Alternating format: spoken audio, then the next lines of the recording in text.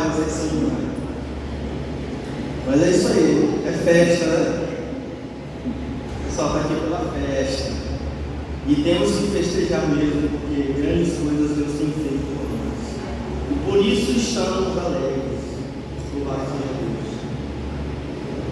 Queridos, eu quero compartilhar com vocês uma passagem da palavra do Senhor. Eu quero estabelecer a nossa comunicação em cima dessa passagem. A passagem é Ezequiel, capítulo 37, do verso 1 até o verso 14. Então eu peço que você abra a sua Bíblia em Ezequiel de 1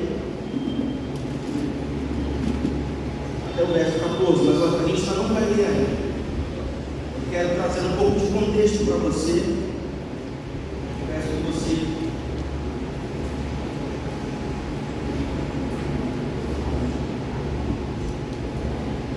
preste muita atenção naquilo que Deus quer falar conosco nesta noite.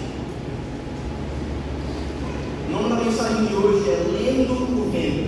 Lendo o Vento. Para onde o Espírito está soprando? Ontem nós falamos a respeito do tema Formados para hoje. E hoje nós estamos falando sobre o tema Enviados para o amanhã. E este título desta mensagem comunica com a segunda parte da nossa conferência. Nossa conferência tem por tema Adiante.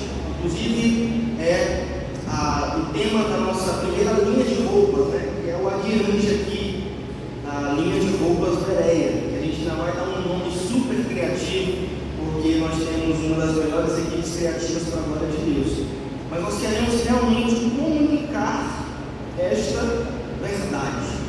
Enviados para hoje, formados para hoje, melhor dizendo, e enviados para o amanhã. E nós estamos na segunda parte. Perceba a narrativa que estamos construindo. Formados para hoje foi a mensagem de ontem com o pastor Vitor. E hoje nós iremos falar sobre como Deus nos envia. Deus nos forma, Deus nos treina, Deus nos forja para nos enviar. E é sobre isso que nós iremos falar hoje. Mas nós precisamos então ler o vento, lendo o vento, para onde o Espírito está soprando. E eu começo com a seguinte frase, uma frase de uma música antiga de Bob Dylan, que diz o seguinte: você não precisa de um meteorologista para saber para onde o vento sopra. Você não precisa de um meteorologista para saber para onde o vento sopra. Esse tipo de frase traz um carregamento de sabedoria mundana, sabedoria popular. Muitas vezes nós ouvimos pessoas que não compartilham a mesma fé que nós, falando coisas que nós ouvimos e dizemos: isso aqui faz sentido. Obviamente que essa é uma dessas situações. Bob Dylan não compartilha a mesma fé que a gente, até onde eu sei, mas ele falou uma coisa que é real. Nós não precisamos de uma formação acadêmica, não precisamos ser engenheiros formados no ITA ou no IME. Nós não precisamos ser um técnico do IBGE para saber onde o vento está soprando. Mas nós precisamos saber onde Deus está soprando, onde o vento de Deus está soprando, onde o Espírito Santo está soprando. A Bíblia fala que existiam os filhos de Issacar. Eu amo esta passagem da Bíblia. Eles eram uma das menores tribos de Israel, no entanto, era uma das tribos mais úteis. Por quê? Porque era uma tribo que, muito embora pequena, sabia o que estava acontecendo no povo, na nação. Eles sabiam o que estava acontecendo. Nossa igreja não é a maior igreja do mundo, mas eu acredito que nós temos, eu acredito porque pessoas têm falado comigo, pessoas inclusive de igrejas maiores, que a nossa igreja tem impactado muito outras pessoas, e nós estamos criando um movimento. Diga, movimento. Um movimento é algo que extrapola as quatro paredes da igreja e que tem afetado a vida de outras pessoas, a igreja de outros pastores.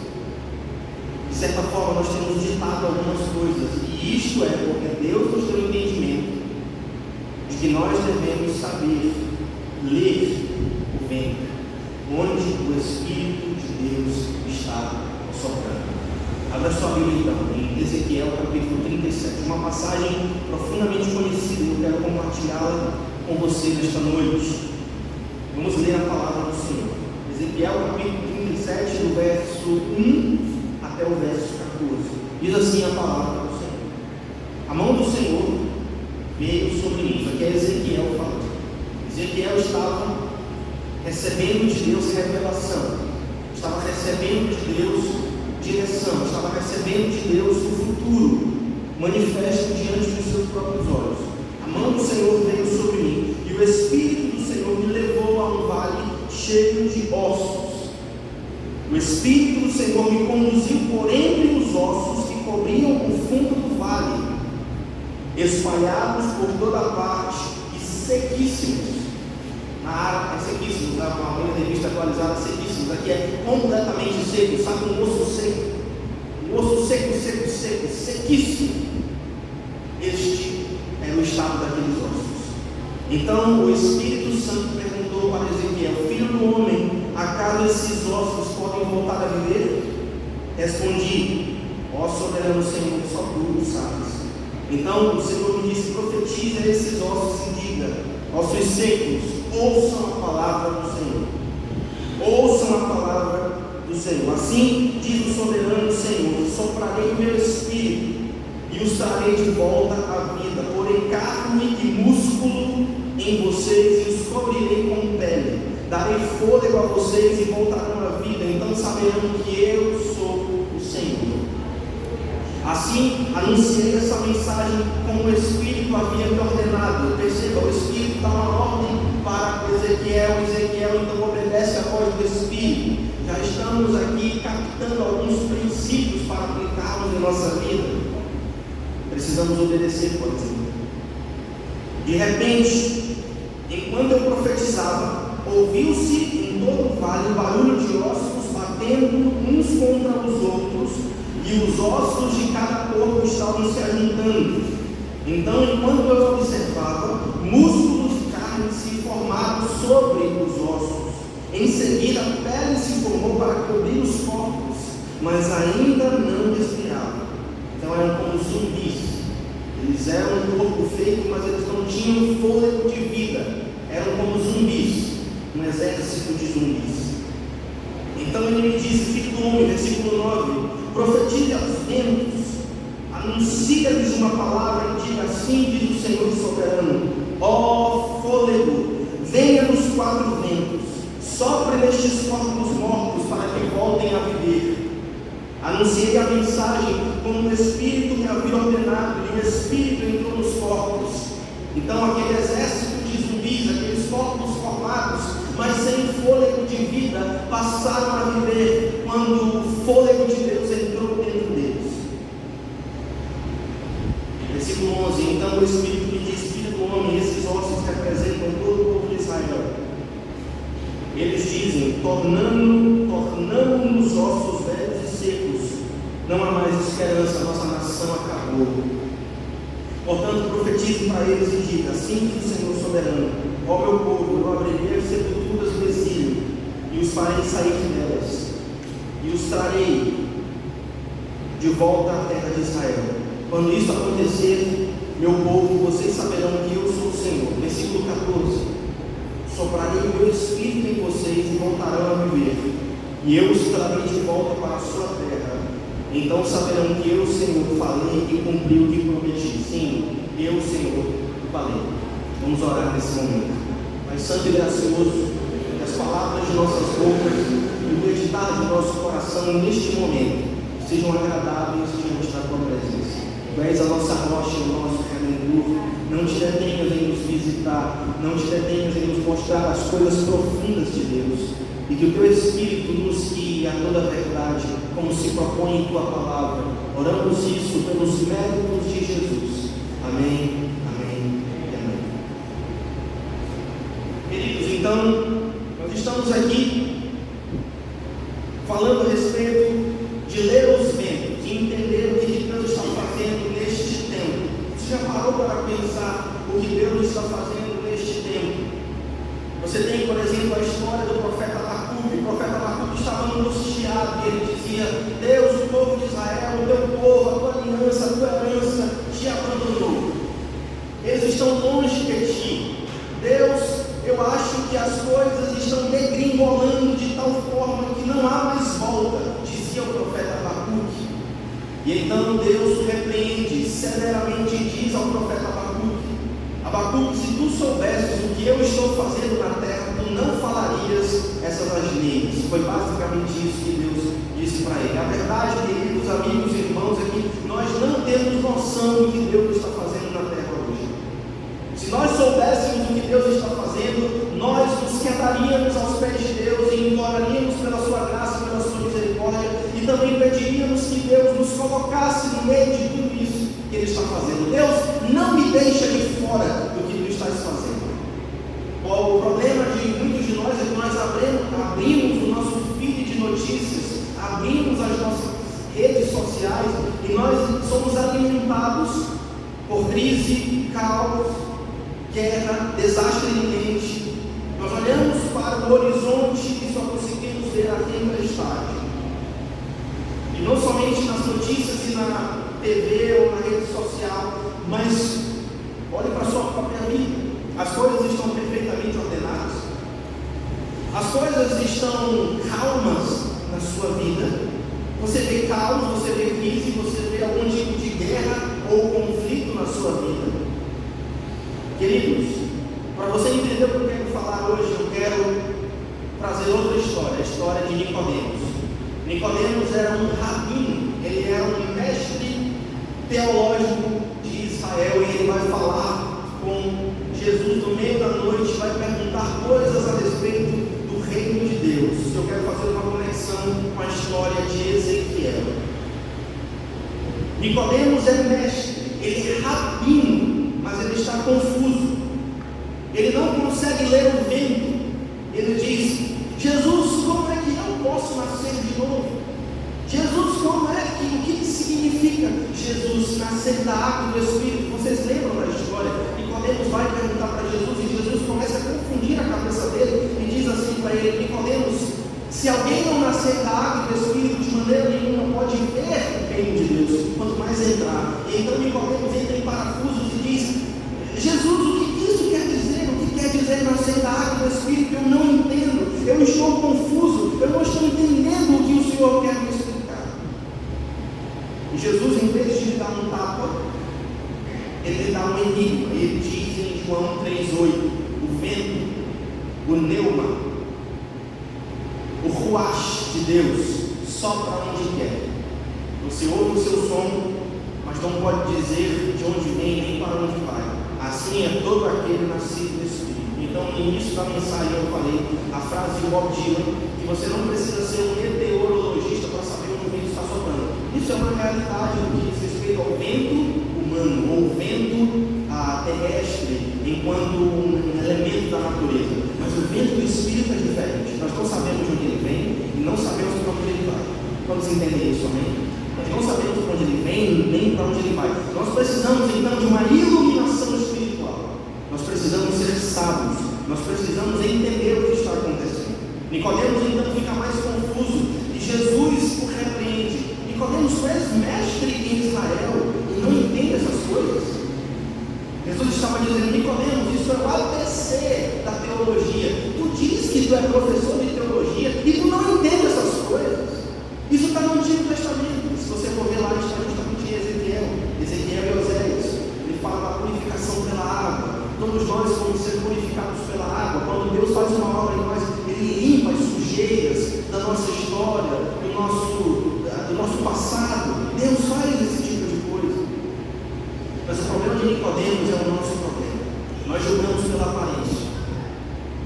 Olhamos para o mundo e achamos que a derrota é garantida, quando a palavra de Deus e a promessa de Deus nos diz o contrário. A palavra de Deus e a promessa de Deus nos diz que a vitória é garantida na pessoa gloriosa de nosso Senhor e Salvador Jesus Cristo. A pergunta que eu quero fazer para você nesta noite: você determina os seus passos baseado na vista dos homens, ou você determina os seus passos e a sua crença baseado na palavra e na promessa eterna de Deus? Sabedoria de Deus para a tua vida, e essa é a grande ideia desta mensagem. Deus está nos chamando, Deus está te chamando para parar de ouvir a previsão do tempo do banho e começar a ser boca de Deus que profetiza ao vento, liberando a vida do reino que ele já decretou. É por isso que nós cantamos: declare pelas ruas o nome de Jesus. Sabe por quê? Porque o nome de Jesus é poderoso. Neste nome há poder.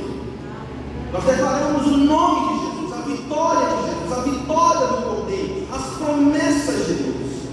E é isso que nós devemos fazer. Existem dois pontos que eu quero compartilhar com você nesta noite. O primeiro é o vento e os ossos secos. Esse é o problema que o reino de Deus resolve. O que eu estou querendo dizer? Toda vez que o reino de Deus se estabelece, a vida se manifesta.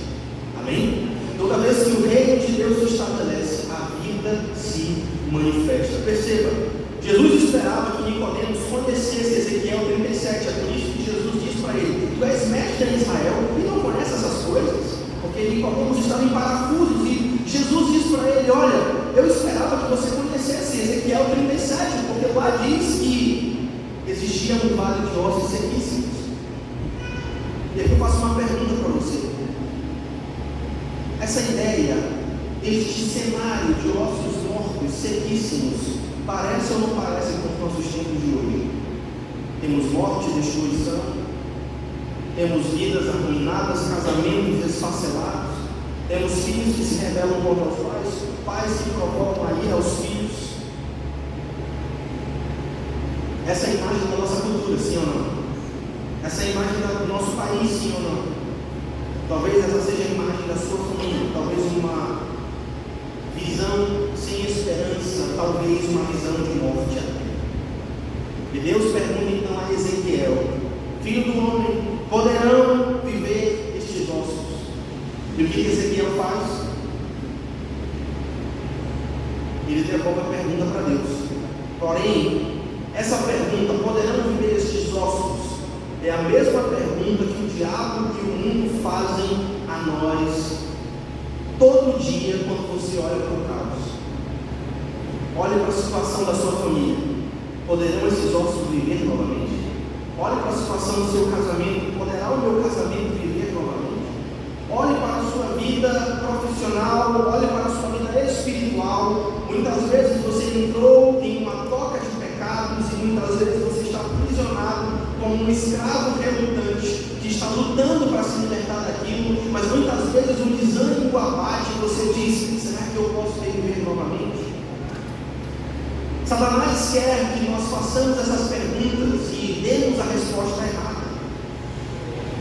Você acha que isso pode mudar? Satanás nos acusa, ele diz: você acha que essa nação tem jeito? Você acha que essa igreja tem jeito? Você acha que a igreja vale a pena?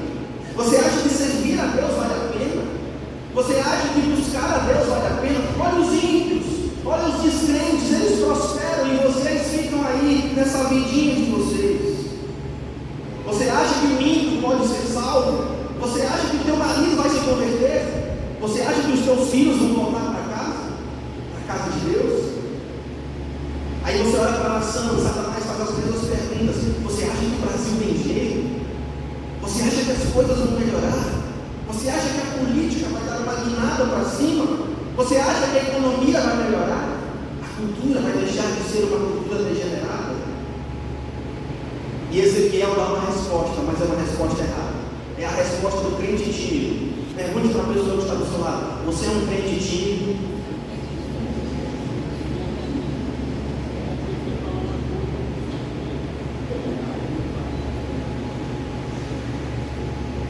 A resposta de Ezequiel é a resposta de um crente tímido. Ele diz assim: Senhor, Deus pergunta para ele: podem esses ossos voltar à vida? E Ezequiel responde: tu o sabes. Como quem diz assim: essa bronca é contigo. E então Deus dá a primeira ordem para Ezequiel. Ele diz assim: não, Ezequiel, tu profetiza aos ossos. Profetiza aos ossos. E Ezequiel obedece.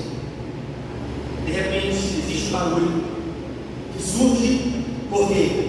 Porque os ossos começam a se juntar. Louvado seja o nome do Senhor. Existe um barulho porque os tendões e a carne começam a aparecer. E então, de repente, você tem um exército formado. O primeiro milagre já foi realizado. Ezequiel obedece, existe um barulho, mas a Bíblia diz que neste exército de corpos que ali se manifestou, não havia o fôlego, o ruache de Deus. Era um exército basicamente de zumbis organizados, mas eles ainda estavam mortos. Meus irmãos, este é um retrato muito do nosso esforço.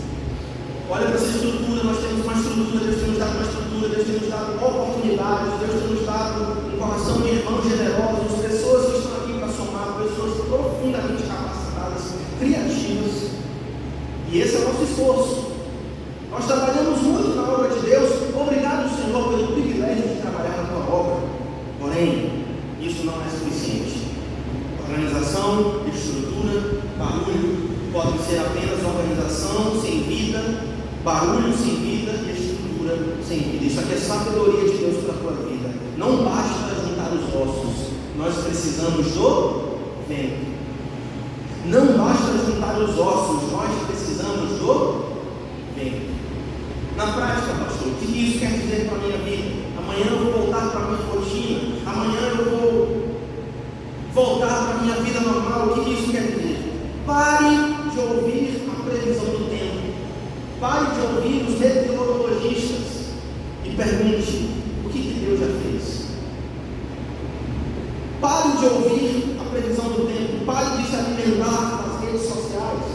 Tire um tempo dessas coisas. Pare de encher a sua alma dessas notícias e passe a perguntar: o que Deus já fez?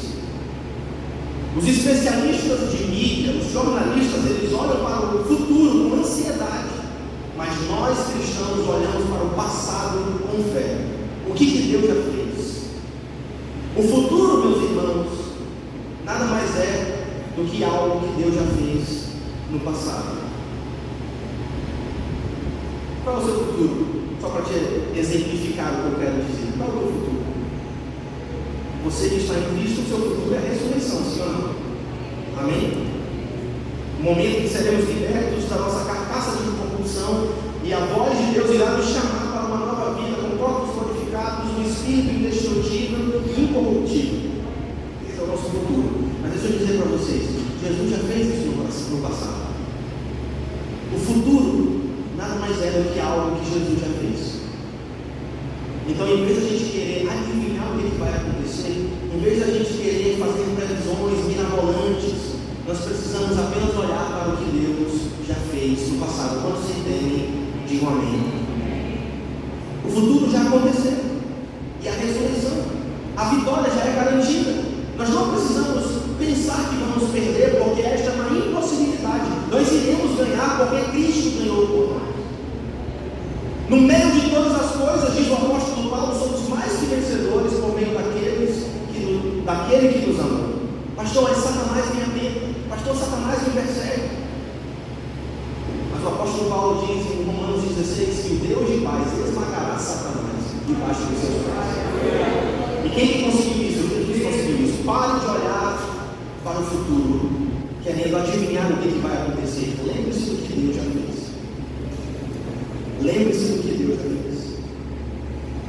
Queridos, eu quero dar algumas estatísticas para vocês agora, para que você possa entender o que eu estou falando ainda mais. O que nós vemos no Brasil hoje? Você vive no Brasil, sim ou não? Você é brasileiro. Não sei se vocês querem mudar de país, né? Mas vocês são brasileiros, vocês vivem aqui. Em 1950, nós tínhamos 4% de evangélicos no Brasil. 4%. Em 2020, na verdade em 2021, saiu uma nova pesquisa dizendo que os evangélicos hoje são 30% da população do Brasil. 30%. Esse é um crescimento estrondoso em uma geração. Preste atenção no que eu estou dizendo. Nós saímos de 1952, quando meu pai nasceu. Meu pai nasceu em 1952.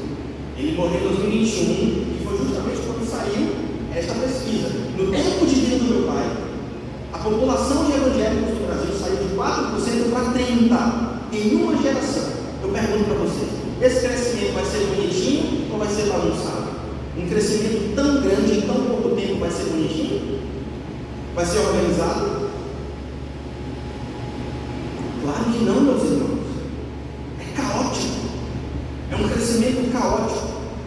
Você vê a igreja doida por aí? Igreja que se diz evangélica, sim ou não? Um monte de loucura, escândalo, pastoras e pastores que muitas vezes só buscam o lucro pessoal e só pensam em si mesmos. Esse crescimento é um crescimento desorganizado e muitas vezes caótico. Mas deixa eu te dizer uma coisa, isso aqui é sabedoria de Deus para a tua vida. O crescimento que Deus dá não é um caos ruim. Preste atenção nisso aqui. O crescimento que Deus está trazendo não é um caos ruim, mas é um caos glorioso.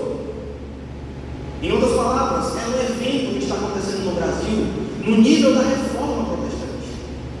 Em outras palavras, vocês acabaram de ouvir eu dizer para vocês qual é o futuro de vocês. O futuro de vocês é o que Deus já fez, é o que Jesus já fez. Ah, pastor, Satanás me persegue, mas o futuro dele é debaixo dos pés de vocês. Ah, pastor, mas eu tenho problemas de saúde, a minha vida não é tão boa, mas o seu futuro é a ressurreição, algo que Jesus já fez. Pastor, os evangélicos estão crescendo aqui no Brasil, as pessoas estão buscando a fé cristã. Deixa eu te dizer uma coisa, Deus já fez isso no passado, chamava-se reforma protestante. Não precisa tentar adivinhar o futuro, só precisa olhar para o que Deus já fez no passado. Em outras palavras, o Brasil saltar de 4% de evangélicos protestantes para 30% de protestantes em uma geração, isso é um terremoto cultural que já aconteceu. Já aconteceu, Deus já fez isso no passado. E o que a gente tem que fazer agora?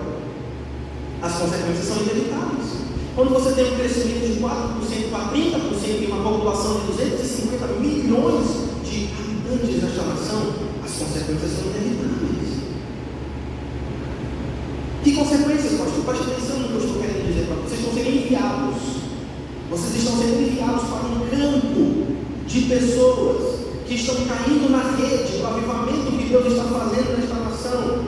Mas muitas dessas pessoas estão indo para igrejas que não dão um bom testemunho de Cristo, mas ainda assim estão dentro da rede.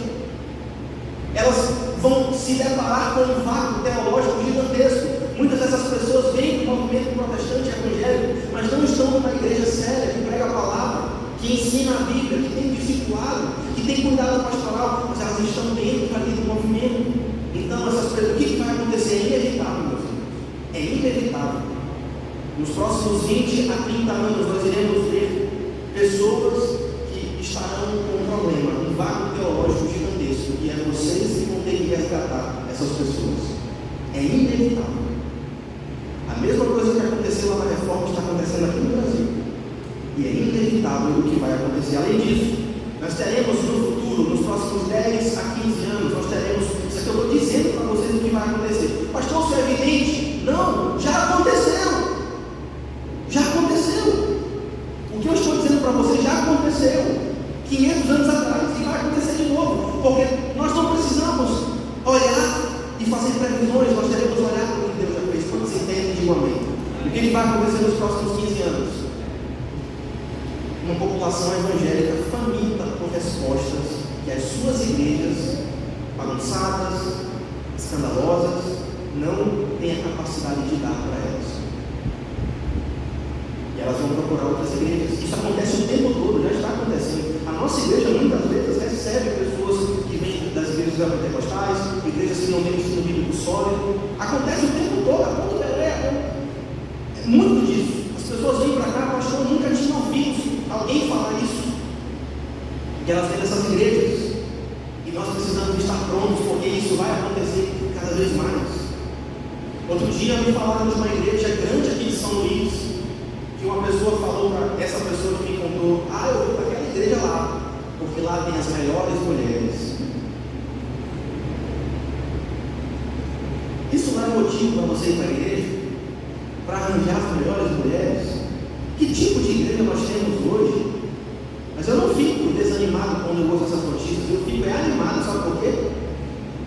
Porque daqui a 5 anos, quando as pessoas perceberem que lá não tem alimento, elas vão procurar outras igrejas. E a nossa igreja, Ponto Pereira, tem que estar preparada. Meus irmãos, isso vai acontecer. Eu estou dizendo para vocês o que vai acontecer. Sabe por quê? Porque já aconteceu. Vocês estão entendendo o que eu estou falando? Vocês precisam estar preparados. Um vácuo teológico gigantesco. A fé reformada, ela é muito nova aqui no Brasil. A fé protestante reformada é mais nova ainda. Tem 30 anos. Isso não é nada, meus irmãos. Não é nada, 30 anos não é nada. E nós precisamos estar preparados. Vocês estão preparados? Vocês estão preparados para cuidar dessas pessoas? Essas pessoas que vão estar com um vácuo teológico gigantesco. Essas pessoas que vão sair das suas igrejas porque as suas igrejas não têm alimento. E elas vão procurar uma igreja que tem alimento. E nós teremos uma oportunidade histórica para alimentar essas pessoas e trazê-las definitivamente para o reino de Deus. Louvado seja o seu santo nome. Isso vai acontecer. Isso vai acontecer porque já aconteceu no passado. Então nós não precisamos adivinhar o que vai acontecer no Brasil. Nós só precisamos olhar para o que já aconteceu, o crescimento do reino de Deus, e preparar para as consequências inevitáveis. O que está acontecendo no Brasil agora é algo que Deus já fez. O que isso quer dizer na prática? Sabe quem vai ser o próximo Lutero? Vocês, ou os filhos de vocês. O Brasil está passando por uma reforma. O Brasil está passando por uma reforma. Grandes estudiosos de missiologia, grandes estudiosos de teologia estão dizendo que a próxima cristandade vai acontecer aqui no sul global, no Brasil, incluindo o Brasil. Nós seremos os próximos Luteros, nós seremos os próximos Calvinos, nós seremos a próxima cristandade. É isso que eu estou dizendo. Nós seremos a próxima cristandade. Pastor, como é que o senhor vai ter tanta certeza disso? Porque Deus já fez. E a consequência do que vai acontecer é inevitável, inescapável. E todos nós precisamos estar preparados. Pergunte para a pessoa que está ao seu lado: você está preparado?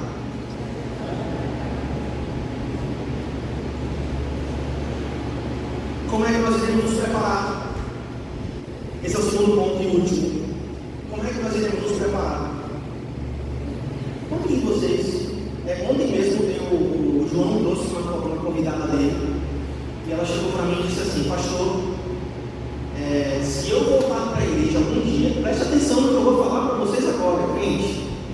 Se eu for voltar para uma igreja algum dia, eu vou voltar para essa igreja.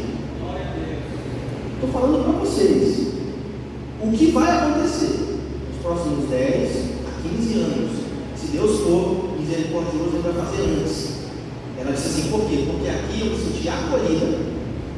Aqui eu entendi a Bíblia. Ela falou com essas palavras: eu entendi a Bíblia. O Senhor fala de uma forma que a gente consegue entender. E foi só essas duas coisas que ela falou. Já está acontecendo. Já está acontecendo. Um vácuo teológico, porque a maioria das igrejas que está acontecendo hoje, as igrejas são grandes e bonitas, mas não tem substância, não tem conteúdo, é só oba-oba. E eu sou um pastor da nova geração que rompi com isso. Eu rompi, porque eu cresci no meio de uma geração profundamente irreverente, que não levava nada a sério. Eu estava falando para a igreja, o pessoal que cresceu, eu falei para a igreja, eu falei: o pessoal que cresceu com vocês lá na primeira igreja, a geração que cresceu com vocês lá, de jovens, quantos permaneceram? Pouquíssimos permaneceram. Isso é estatística. Por quê? Porque era uma geração, grande parte não levava Deus a sério. E a nova geração que está surgindo agora, que Deus está levantando, eu e você, estamos rompendo com isso. E nós vamos levar Deus a sério. Nós vamos reformar o que precisa ser reformado. Nós seremos os próximos Luteros, nós seremos os próximos Calvinos, nós seremos a próxima cristandade. Por que eu digo isso? Porque Deus já fez isso e vai fazer de novo. Louvado seja o nome do Senhor. Quantos querem participar? Vai chegar pessoas para você assim: não, a igreja é só oba-oba. Eu estou dizendo para você o que vai acontecer. A igreja é só oba-oba, ninguém prega a Bíblia, ninguém leva Deus a sério, os jovens é só molecagem, não sei o quê. Aí você vai dizer: olha, tem uma célula na igreja que a gente estuda a Bíblia de verdade. E aí você vai, só trazendo essas pessoas. Ponto 2. Profetize ao vento. Como é que a gente vai fazer isso? Profetize ao vento. Aqui está uma das maiores viradas da palavra de Deus. Deus não diz a Ezequiel: agora ore para mim e peça que eu mande fôlego. Não é isso que Deus diz. O que Deus diz? Deus dá uma ordem para que Ezequiel ordene ao vento Ezequiel 37:9 diz assim: então o Espírito me disse: profetize ao fôlego, ao ruach, ao pneuma. Profetize, filho do homem, e diga ao Espírito, diga ao vento. O vento é o Espírito, é a palavra para ruach, é a palavra para nefresh, é a palavra hebraica, e a palavra grega, neuma, é a mesma coisa, é Espírito, é o Espírito de Deus. Aí você pode perguntar: mas a gente deve dar ordens para Deus? É isso? É isso que está dizendo? A gente tem que dar ordens para Deus? Não é isso. Ruach em hebraico é a mesma palavra para pneuma em grego, significa vento, fôlego, Espírito, com E maiúsculo, falando da segunda pessoa da Trindade, falando da terceira pessoa da Trindade, falando do Espírito Santo. Sabe o que isso significa? Significa que a palavra de Deus, preste atenção para cá, preste atenção para mim, crente. Esta é uma das principais mensagens do ano. Preste atenção. Significa que a palavra de Deus declarada pela boca do seu povo, as promessas de Deus declaradas pela boca do seu povo, em fé, é o gatilho que o Espírito de Deus usa para criar novos mundos. Preste atenção nisso. As promessas de Deus declaradas pela boca do povo de Deus, em fé, são o gatilho que o Espírito de Deus usa para criar novos mundos. Como disse o salmista: eu criei e por isso falei. Eu criei e por isso falei. Sabedoria de Deus para a tua vida. Receba agora aí. Creia nas promessas de Deus e por isso declare as promessas de Deus. E quando você declarar as promessas de Deus, saiba, o vento vai soprar. Louvado seja o nome do Senhor. O vento vai soprar. É Deus que manda declarar. Pastor, nós estamos dando ordem para Deus? Não, nós estamos dizendo para Deus as promessas que Ele mesmo nos deu. Sabe por que nós dizemos que os filhos vão voltar para casa? Porque a palavra de Deus nos diz que nós não teríamos filhos para calamidade. Louvado seja o nome do Senhor. Sabe por que nós dizemos que nós não teremos falta de nada? Porque a palavra de Deus diz que Ele suprirá em Cristo Jesus cada uma das nossas necessidades.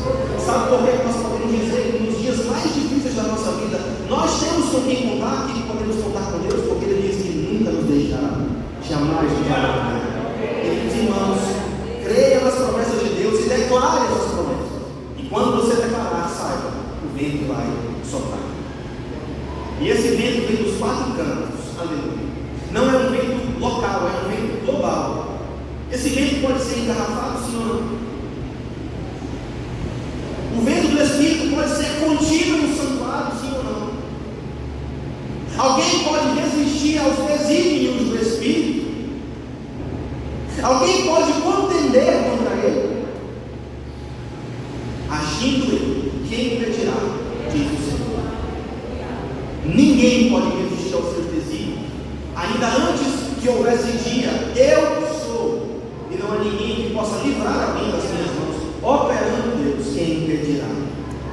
E o vento de Deus está soprando sobre essa cidade. Louvado seja o nome do Senhor. Os dias de violência vão acabar. E o conhecimento do Senhor varrerá esta cidade como as águas cobrem o mar. Eu creio nisso. Mas o vento não está soprando só sobre São Luís, está soprando sobre o Maranhão. O vento de Deus está soprando sobre o Nordeste. Os maiores teólogos do Brasil, estou falando sério, os maiores teólogos do Brasil estão saindo do Nordeste. Os maiores teólogos do Brasil estão saindo do Nordeste. Grande parte deles sai aqui em São Luís. A nova geração de teólogos, inclusive teólogos rigorosos, teólogos novos, teólogos produzindo teses, teólogos pastoreando milhares de pessoas, talvez milhões de pessoas em todo o Nordeste. Pastores e líderes comprometidos com o Senhor, comprometidos em reformar as coisas, comprometidos em trazer o vento e profetizar ao vento. Mas Deus não está soprando apenas no Brasil, Deus está soprando na China, Deus está soprando no Islã, Deus está soprando na Coreia do Norte, Deus está soprando onde quer que exista uma igreja perseguida, o vento está soprando. Louvado seja o nome do Senhor. Sabe o que o vento está trazendo? O vento de Deus está trazendo vida onde havia morte. O vento de Deus está trazendo alegria onde havia tristeza. O vento de Deus está trazendo ordem onde havia caos. Inclusive eu queria compartilhar um dado com você, quando a gente faz evangelismos em áreas pobres da cidade, no contexto urbano ou no interior, quando as pessoas começam a se converter, começam a se organizar em igrejas, os vícios são curados. E a primeira coisa que surge é uma classe média. Eu não estou brincando. Uma classe média surge quando os homens param de beber, param de trair as suas esposas, começam a poupar dinheiro, porque o Evangelho diz que nós devemos amar nossas esposas, cuidar dos nossos filhos e devemos avançar o reino de Deus. Quando os homens entendem isso, as mulheres entendem isso, a primeira coisa que surge é o aumento do crescimento econômico e uma classe média. Então, para você prosperar economicamente, é só você ser um crente de verdade. Amém? Só um dado aqui para você. Pastor, na prática, o que isso significa? Primeiramente, entenda qual é a guerra certa e pegue as armas certas. Entenda qual é a guerra certa e pegue as armas certas. Qual foi o diferencial dos filhos de Issacar? Os filhos de Issacar eram uma das menores tribos de Israel, mas era uma das tribos mais úteis da nação. Por quê? Porque, muito embora fossem pequenos, eles entendiam o que estava acontecendo na sociedade. E nós não podemos não ser os maiores, mas com certeza devemos ser como os filhos de Issacar. Devemos entender onde o vento está soprando, devemos entender quais são os nossos inimigos e devemos lutar contra eles com as armas certas. Pastor, o senhor está dizendo que a gente tem que ser violento? Claro que não. A nossa guerra é diferente. Nós estamos em guerra, sim. Pastor, o senhor quer conquistar o Brasil? Quero. E vai acontecer. Vai acontecer. O reino de Deus é imparável. As portas do inferno não prevalecerão contra a igreja que Deus edifica. Isso vai acontecer. Mas como é que a gente vai fazer isso? Por meios pacíficos, pregação do Evangelho, discipulado e das nações. Quais são? Eu quero compartilhar com vocês dois inimigos que vai ser a batalha da nossa geração nos próximos 20 anos. Preste atenção no que eu vou dizer agora para você. Primeiro, o secularismo de esquerda e o marxismo cultural. Eu vou compartilhar só dois dos principais inimigos que vai ser uma batalha da nossa geração, especialmente de vocês aí, vocês que são jovens, né? Os filhos de vocês que estão em idade escolar, que vão para a universidade, vão para o campo de trabalho. Preste atenção nessa notícia. Isso aqui está sendo noticiado loucamente hoje em dia. A Gen Z, a geração Z, que é o pessoal que nasceu ali de 95 até 2009, a geração Z encontra o marxismo. Existe uma coisa mais mofada, datada e ultrapassada do que o marxismo cultural? Isso aqui já foi refutado centenas de vezes. Só que está surgindo uma nova geração que não está se amoldando às novas dinâmicas de trabalho e estão sendo tentados a abraçar o secularismo de esquerda e o marxismo cultural. Eles estão rejeitando a religião, rejeitando a igreja tradicional dos pais deles. Inclusive, existem outros dados que dizem que filhos de pais pentecostais ou não pentecostais, geralmente quando crescem, abandonam o movimento pentecostal e vão para as igrejas reformadas. Existem dados sobre isso.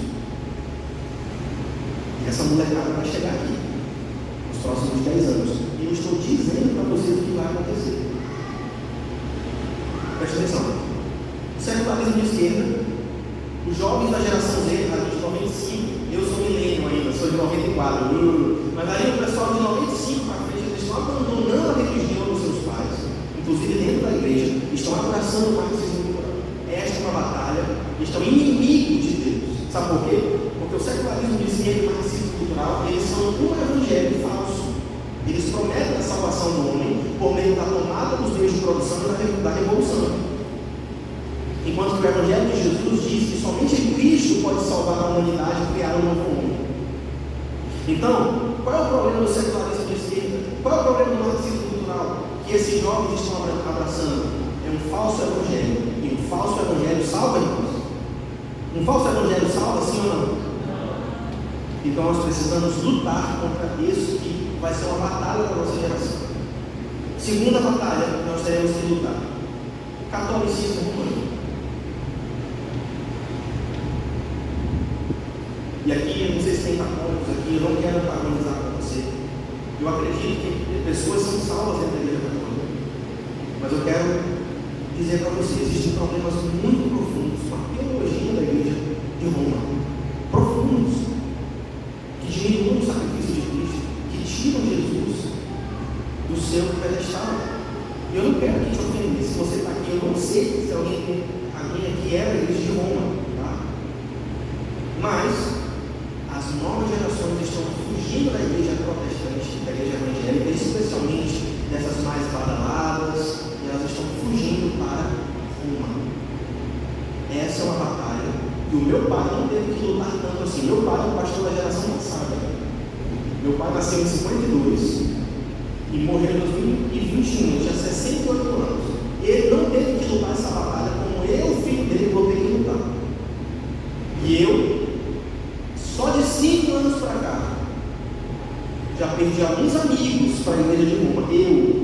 Pessoas que cresceram comigo na igreja, que casaram na igreja católica, professam agora a igreja de Roma, abraçaram o engano de Roma.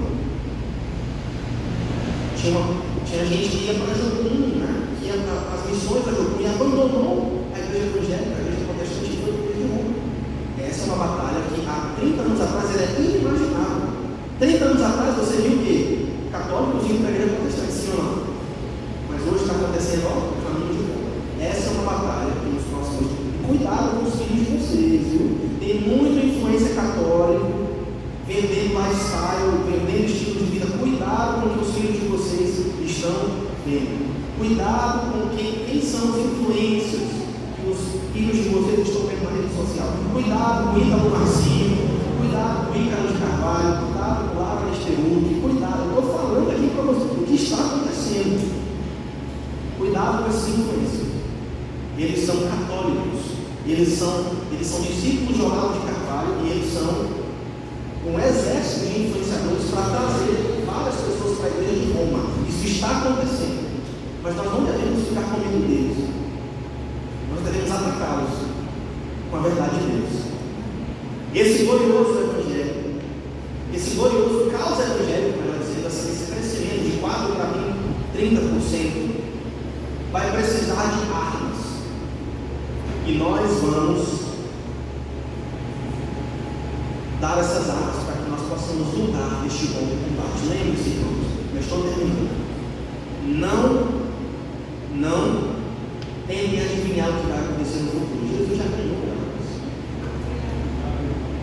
Nós não precisamos temer. Nós só precisamos temer o pecado. Para de pecar. Para de ver pornografia. Para de trair tua esposa. Para de desrespeitar o teu marido. Lê tua Bíblia, busca a Deus, vem dos sacramentos, vem adorar a Deus com sua família todo domingo, dia do Senhor. Busque a Deus, vive em santidade, vive em retidão. E você vai ver o que Deus vai fazer por você. A fé cristã verdadeira não é um museu para teólogos, é um arsenal cheio de mísseis. Pastor, você vai explodir tudo agora? Sim, por meios pacíficos, pregação do Evangelho, discipulado nas nações. E por último, profetize ao vento na sua vida. Pare de olhar para a sua família, suas finanças, sua saúde, sua cidade como um vale de ossos secos. Deus está te dando a mesma ordem que deu para Ezequiel. Profetize. Quer que mude a sua família? Quer que mude os seus filhos? Profetize as promessas de Deus sobre a vida dele. Em vez de falar coisas depreciativas e palavras de maldição, profetize palavras de Deus. Meu filho, você ainda não é, mas pela fé você já é. Meu esposo, você ainda não é, mas pela fé você já é.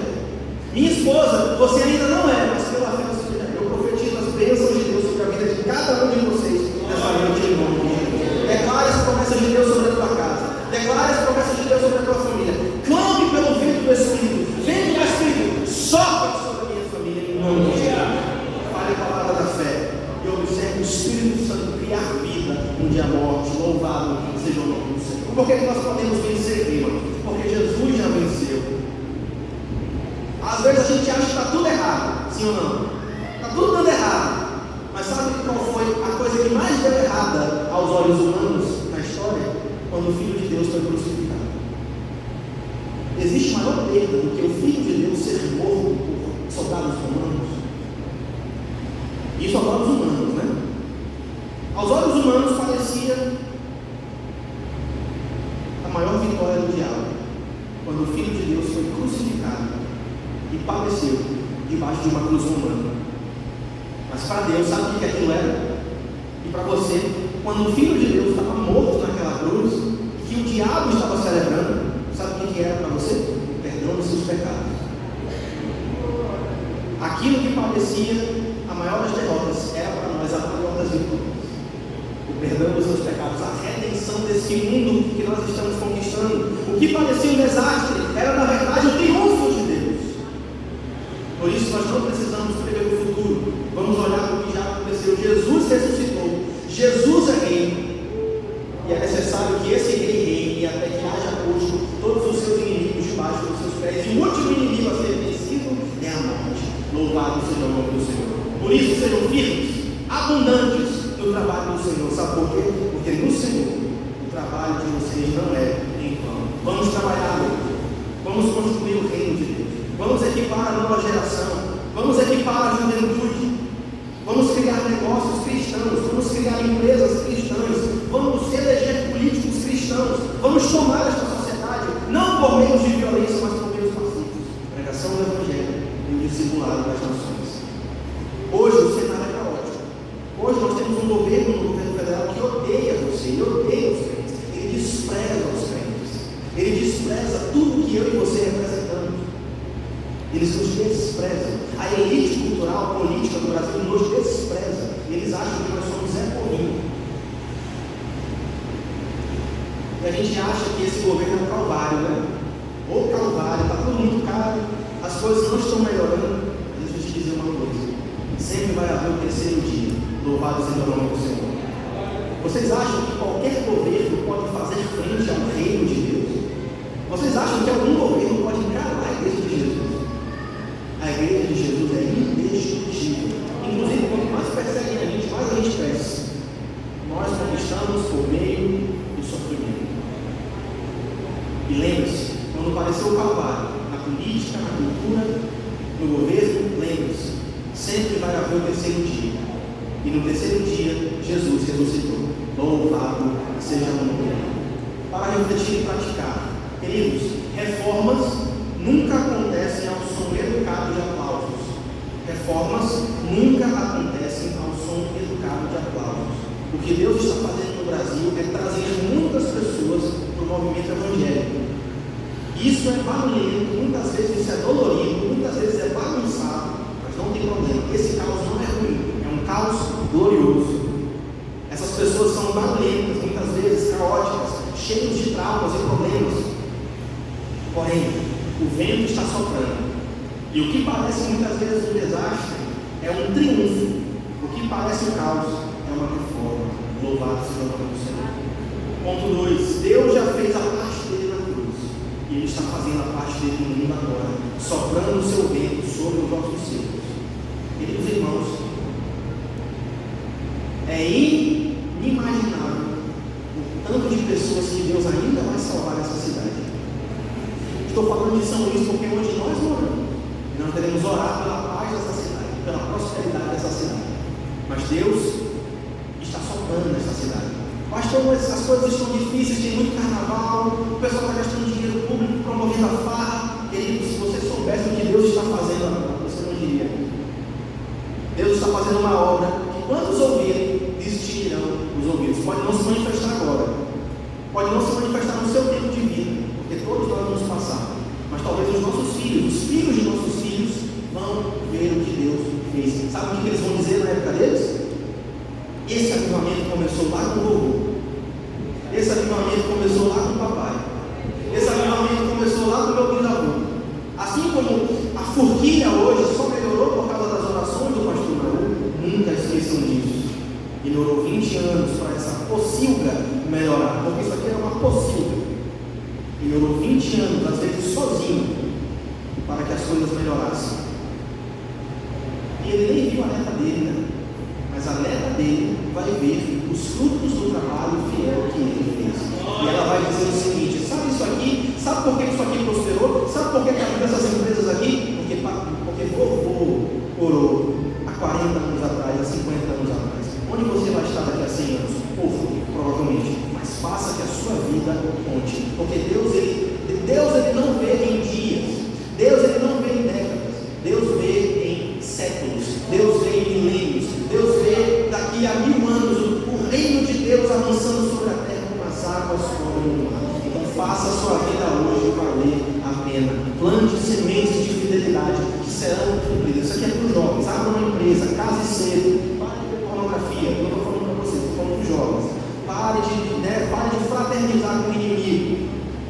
Santo, busque a Deus, abram empresas, tenham muitos filhos, encham a terra como as águas cobrem o mar. E nunca esqueçam, ou é Cristo, ou é o, vamos dizer juntos, ou é Cristo, ou é Cristo, ou é o caos. Se Cristo é Senhor, obedeça ao que Cristo. Vamos lá? Se Cristo é Senhor, obedeça ao que Cristo. Se Cristo não é Senhor, boa sorte com os seus demônios, porque é isso que você vai ter. Amém? Agora, com os corações crentes, recebam a bênção do seu Deus, aquele que é poderoso para guardá-los de tropeçar e de apresentá-los sem culpa diante da presença da sua glória, com transportante alegria. Ao único Deus sábio sejam dadas glória e majestade, domínio e poder, agora e para todo sempre. E a igreja concorda em fé, dizendo: